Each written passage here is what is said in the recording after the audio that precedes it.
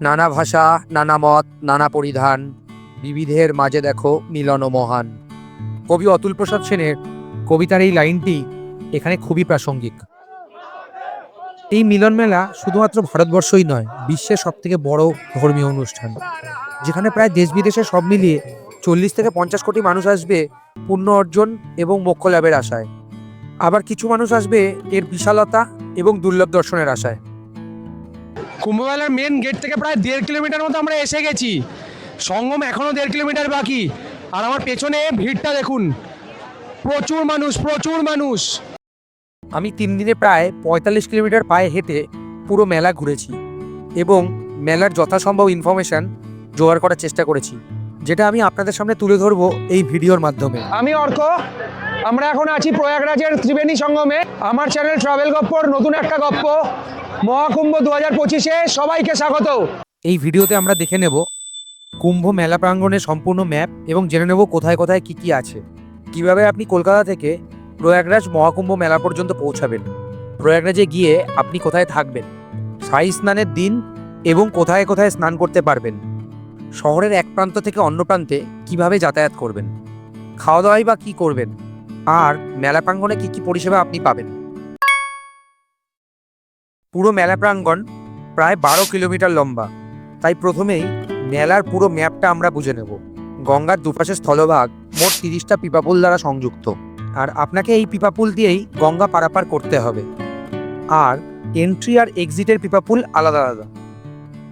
आप लो ना पीपा पुल नंबर 18 से निकले। पीपा पुल नंबर 18 शहर के लिए जा रहा है, बनारस चंदौली गाजीपुर जहाँ भी जा रहा है। इधर वो 17 है, उसके बाद 18 है। कितना किलोमीटर होगा यहाँ से? वो जो पुल दिख रहा है ना, हाँ वो 17 है। अच्छा, मतलब ये 16 था, तो वो 17 है, उसके बाद वाला 18 होगा। मैं 12 से पैदल आ रहा हूँ, ठीक है, तो जाना पड़ेगा। कोई पुल खुला नहीं है, 18 खुला है और 21 खुला है। যাদের জিজ্ঞাসা করবেন দেখবেন এরকম ব্রিজ নাম্বার মেনশন করা আছে। পুলিশকে জিজ্ঞাসা করলে পুলিশ আপনাকে বলে দেবে কোনটা দিয়ে আপনি এন্ট্রি করবেন বা কোনটা দিয়ে এক্সিট করবেন। তো যে ব্রিজে যাবেন সেই ব্রিজ থেকে আপনি এরকম নাম্বার দেখতে পাবেন। সেই নাম্বার দেখে আপনাকে বুঝতে হবে যে আপনাকে কতটা হাঁটতে হবে আরও।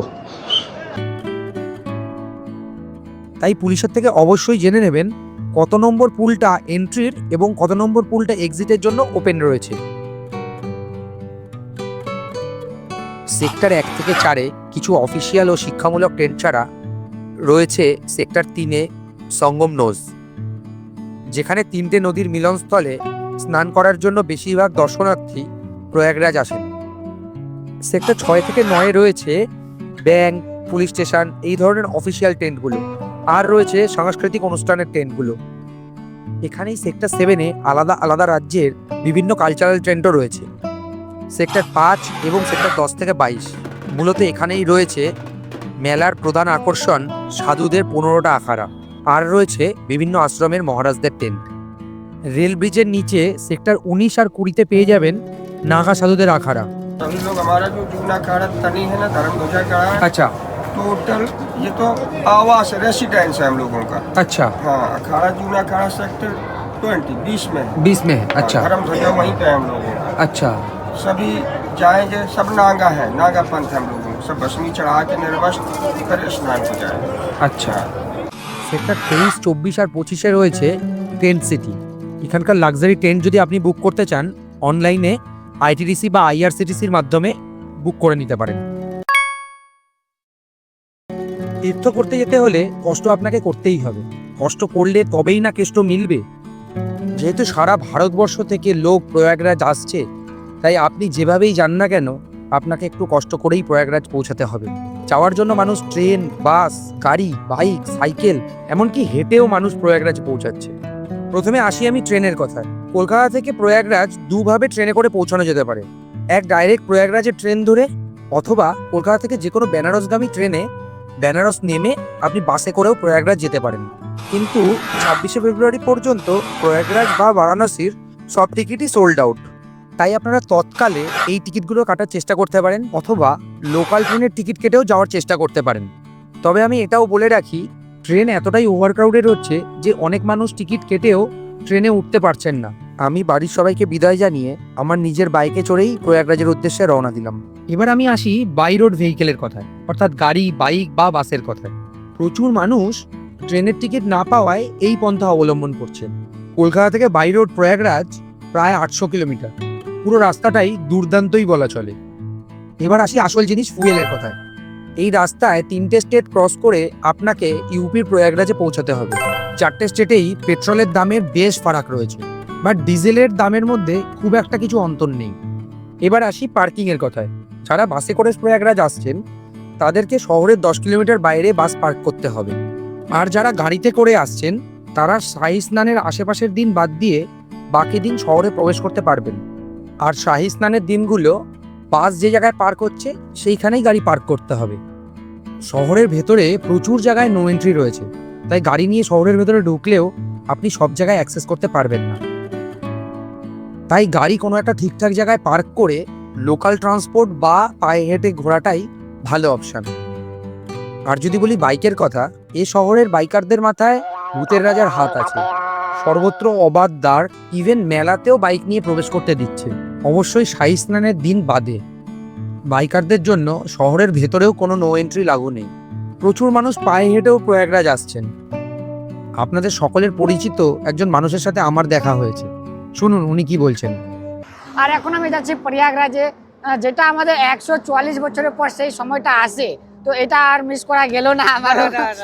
মিস করা একইভাবেই আমরাও এই জন্যই এসেছি আর কি। হ্যাঁ, তো কারণ এইটা আমার গত 2 প্রজন্ম দেখতে পাইনি, না, আগামী 2 প্রজন্ম হয়তো দেখতে পাবে না। একদম একদম। ঠিক আছে, তাই জন্যই আমরা হঠাৎ করে মানে প্ল্যান যে আমরা চলে এলাম যে না এটাকে দেখতেই হবে আর যেতে হবে, গঙ্গা মায়ের চানটা করতেই হবে, যেই করে হোক। একদম একদম। তো সেটা নিয়ে আমিও বেরিয়ে গেছি। আমি এখন 4টা শক্তিপীঠ পেদল দর্শন করেছি এখন, আর প্রয়াগরাজ থেকে এসে নিয়ে আবার 9টা শক্তিপীঠ পেদল দর্শন করব।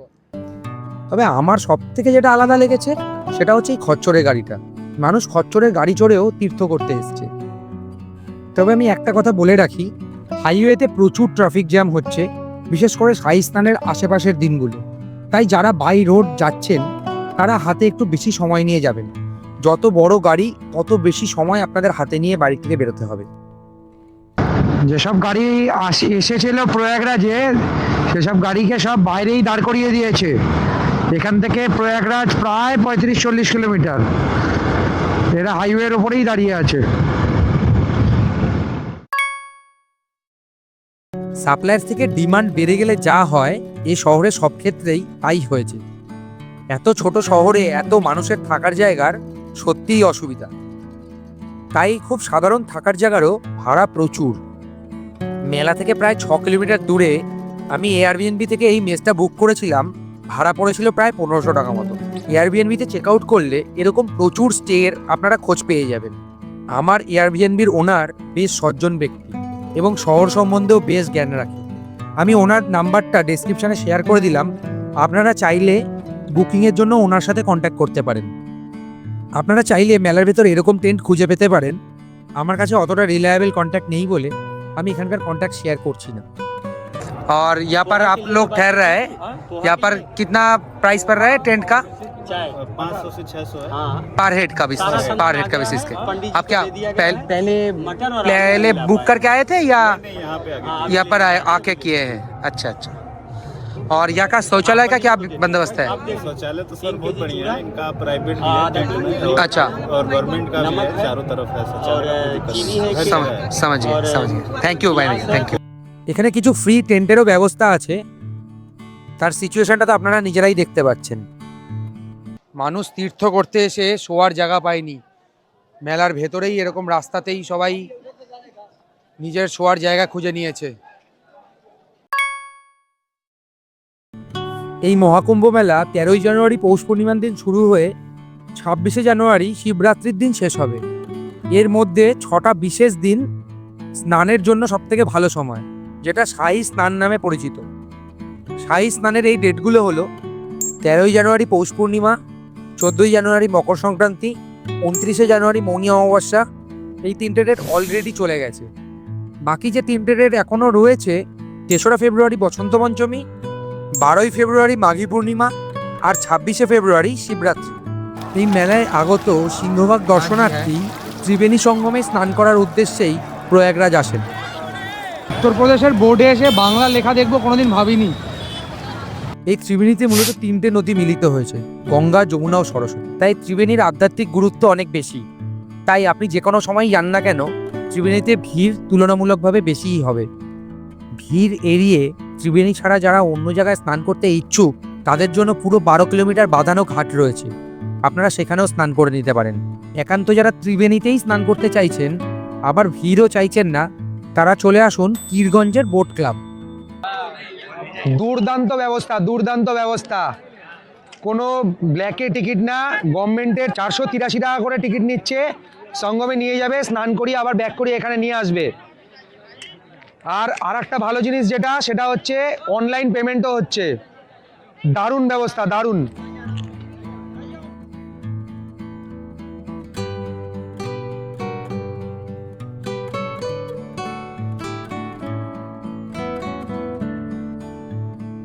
দুটো বাজে, আমরা এখন নামলাম বোট থেকে। অসাধারণ অভিজ্ঞতা, অসাধারণ অভিজ্ঞতা। এত, যেখানে এক পাশে আরেল ঘাট দেখা যাচ্ছে আর আরেকদিকে ঝুসি, সেখানে প্রচুর ভিড়, প্রচুর ভিড়। কালকে মৌনী অমাবস্যা স্নান, আজকে থেকে লোক এসে গেছে, প্রচুর লোক স্নান করছে, প্রচুর ভিড়। আর আমরা একদম ফাঁকায় ফাঁকায়, এত সুন্দর। তার মধ্যে বোট রাইড তো নিলাম, বোট রাইডের একটা ভালো অভিজ্ঞতা তো আছেই, তার সাথে এত সুন্দর গিয়ে স্নান করলাম। আমি জানি না, সত্যি আমি জানি না যে আমি কি পুণ্যি করলাম বা আদৌ মোক্ষ লাভ হবে কিনা, এগুলোকে দূরে রেখেই বলছি। মানে ভারতীয় সংস্কৃতির এত বড় একটা অনুষ্ঠান এটা, কুম্ভ, প্রায় 20 থেকে 25% মানুষ, 40 থেকে 45 কোটি লোক এখানে মানুষ জড়ো হবে এই টোটাল 40-45 দিনে। তার একটা ছোট্ট অংশ হতে পেরে মানে আমার সত্যি খুব ভালো লাগছে, খুব ভালো লাগছে। আজ 29 তারিখ, মৌনী অমাবস্যা। যতগুলো শাহী স্নানের দিন, স্পিরিচুয়ালি আমার শোনা কথা, স্পিরিচুয়ালি আজকের দিনটা হচ্ছে সব থেকে ভালো দিন। তাই জন্য প্রচুর মানুষের সমাগম হয়েছে। ইউপি গভর্নমেন্ট সাসপেক্ট করছে আজকে 6 কোটি মানুষ স্নানের জন্য এখানে জমায়েত হবে। বাট আমার ডাউট আছে, রাত্রির 1টা-1.5টা এখন বাজে, এখন যদি এত মানুষ এখানে এরকম ঢল হয়, ঠিক আছে, আমার খুব ডাউট আছে এই সব মানুষ আদৌ ত্রিবেণীতে স্নান করতে পারবে কি পারবে না। সঙ্গম যাওয়ার রাস্তাও ব্লক করে দিয়েছে, মানুষ খেপা জনতা হয়ে গেছে, যে যেদিক দিয়ে পারছে চলে যাচ্ছে। আবার বেরিয়ে আসছে ওদিক দিয়ে যেতে দিচ্ছে না।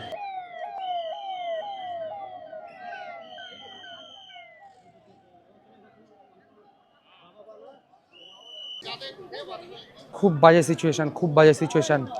ত্রিবেণী নদীকে যেতে দিল না, ব্লক করে রেখেছে। প্রচুর মানুষ শুয়েছিল, তার উপর দিয়ে এত লোক উঠে গেছে, স্ট্যাম্পেড হয়ে গেছে প্রচুর লোক। এর জন্য আমরা দাঁড়িয়ে থেকে দেখেছি নাই করে খুব কম হলেও 25-30টা অ্যাম্বুলেন্স যাতায়াত করছে। পুলিশ পুরো মানে পাগলের মতো করছে অ্যাম্বুলেন্সকে পাস করানোর জন্য। আর মানুষের ভিড় এত, মানুষ নড়তে পারছে না, ঢুকতে পারলাম না। আমাদের মানে পুলিশ রাস্তা একটা দেখিয়ে দিল, যে রাস্তা দিয়ে আমরা ব্যাক করে যাচ্ছি, কোনোভাবেই সম্ভব হলো না। এখন বাজে 2:30, কিছু করার নেই। বলছে ভিড় খালি হোক, তারপরে দরকার হলে যাবেন, এর মধ্যে যাবেন না। মনে হচ্ছে না মৌনী অমাবস্যা স্নান আমরা আর করতে পারবো। এক্সপিরিয়েন্সটা নেওয়ার ছিল, বাট মনে হচ্ছে না সেটা আর হবে। আপনারা যারা শাহী স্নানের দিনে স্নান করতে আসবেন, তারা একটু সাবধানে স্নানের ইয়ের জন্য যাবেন। প্রচুর মানুষ স্ট্যাম্পেড হয়ে গেছে। আর একটা যেটা কথা বলবো সেটা হচ্ছে, প্রচুর মানুষ 8টা-9টা থেকে ওখানে গিয়ে সঙ্গমে ওয়েট করছে। যদি সত্যি আপনার একান্তই সঙ্গমে গিয়ে স্নান করার হয়, তাহলে আপনাকে সন্ধ্যাবেলার কাছাকাছি প্রায় 8টা, সাড়ে 8টা, 9টার দিক থেকে সঙ্গমে গিয়ে ওয়েট করতে হবে। 12টার পরে স্নান করে বেরিয়ে আসতে পারবেন। আদারওয়াইজ আমাদের মতো যদি রাত্রির 12টা বাজিয়ে দেন, তাহলে কিন্তু এরকম মানুষের ঢল থাকবে এবং স্নান করাটাও ইম্পসিবল হয়ে যাবে ম্যাক্সিমাম মানুষের ক্ষেত্রে।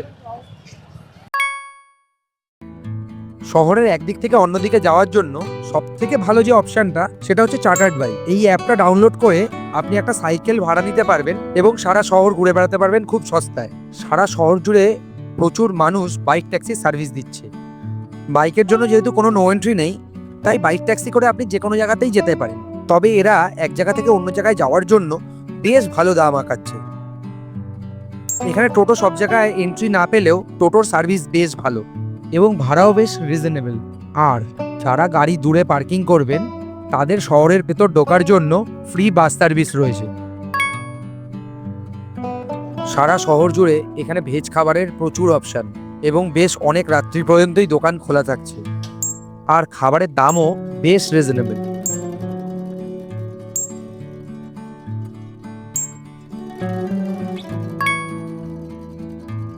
চল্লিশ 50 কোটি মানুষের যেখানে সমাগম হবে সেখানে পরিষেবা দেওয়াটা বিরাট বড় ব্যাপার।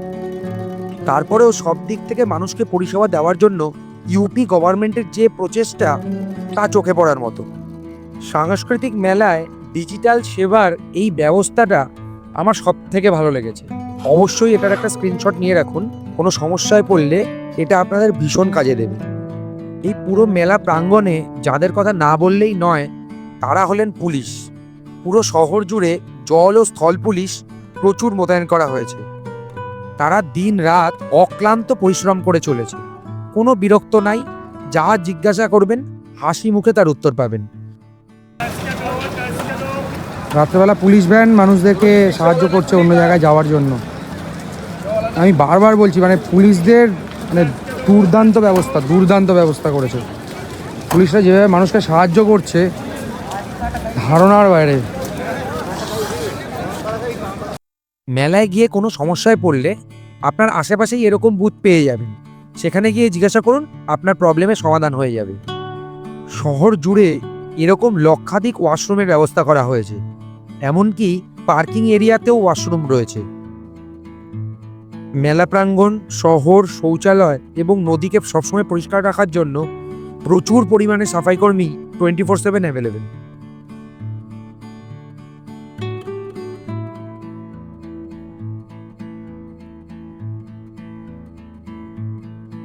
মানুষের স্নানের জায়গায় এরকম ড্রাম বেঁধে বর্ডার লাইন বানানো আছে যাতে কেউ ডুবে না যায়। সারা শহরে যেখানেই ঘাট রয়েছে তার পাশেই এরকম চেঞ্জিং রুমের ব্যবস্থা করা হয়েছে। এ তো গেল গভর্নমেন্টের সেবার কথা, এবার আসি মানুষের কথায়। মানুষ যে শুধু স্নান করেই পুণ্য অর্জন করছে তা নয়, প্রচুর মানুষ এই দর্শনার্থীদের জন্য ভান্ডারের ব্যবস্থা করেছে। অনেক জায়গায় ফ্রিতে মেডিসিন পর্যন্ত দেওয়া হচ্ছে। सिर्फ दवाई है या डॉक्टर भी है यहाँ पर सर?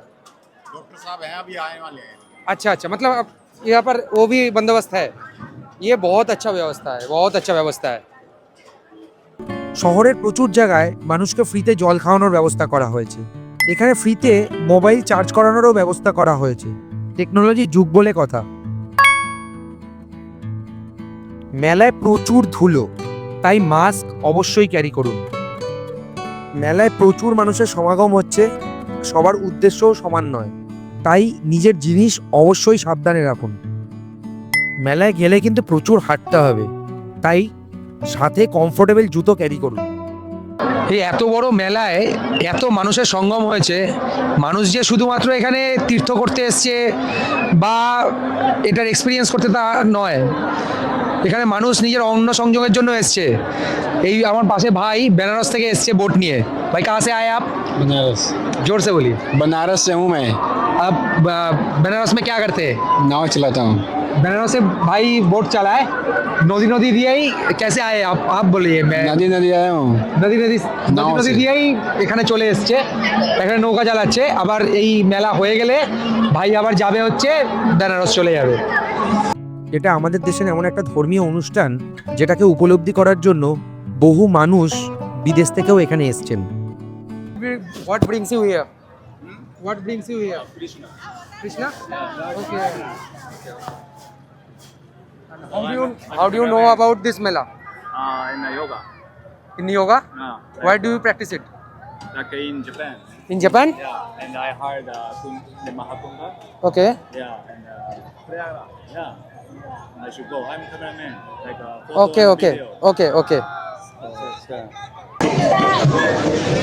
এত শয়ে শয়ে হাজার হাজার মানুষ যে এসছে, লক্ষাধিক মানুষ এসছে, আমি ভুল বলছি, হাজার নয় লক্ষাধিক মানুষের ভিড় এখানে।